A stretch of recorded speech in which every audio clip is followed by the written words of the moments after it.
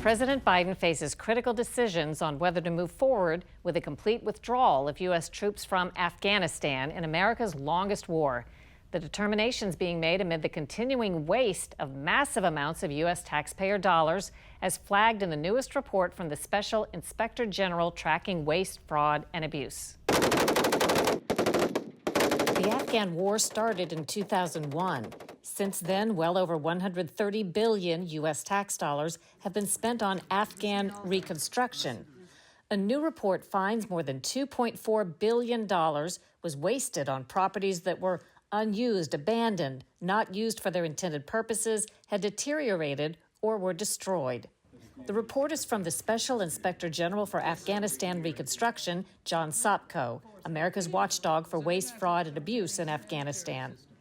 Of almost $8 billion worth of property targeted for inspection, $2.4 billion worth was found to have been squandered. Among the waste, a cashmere goat farm and laboratory. The Pentagon spent $2.3 million building, equipping, and training staff for it. The Inspector General says it's now abandoned, with most of the equipment stripped and missing. Camp Leatherneck. As we reported in 2016, the U.S. spent more than $30 million to construct a 64,000-square-foot military headquarters in Afghanistan that was never used by the U.S. It's a beautiful building. It was well done, fully furnished. It was huge, 64,000 approximately square feet. Nicknamed 64K because of its size, Congress intended it to be headquarters for the 2010 U.S. military surge of 30,000 troops to fight Taliban Islamic extremists. There was just one problem.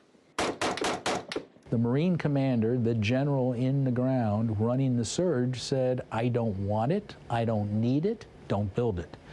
And two other generals above him said the same thing. Don't build it. We don't need it. We already have a headquarters. It's a waste of money. To see how the Afghans might be using America's former Camp Leatherneck today, Sopko's team did an analysis using mapping technology, finding it was too dangerous for inspectors to go on site, but the Pentagon classified the results. And there's also the $57.8 million Kabul Hotel. Credit for this boondoggle goes to the Overseas Private Investment Corporation under the U.S. Agency for International Development. The hotel project was never finished. The U.S. Embassy condemned the site and said it couldn't be salvaged. Inspector General Sopko found only around 15% of the billions spent on properties was being used as intended, and of $7.8 billion spent on facilities, 96% of the money went to facilities not being maintained in good condition.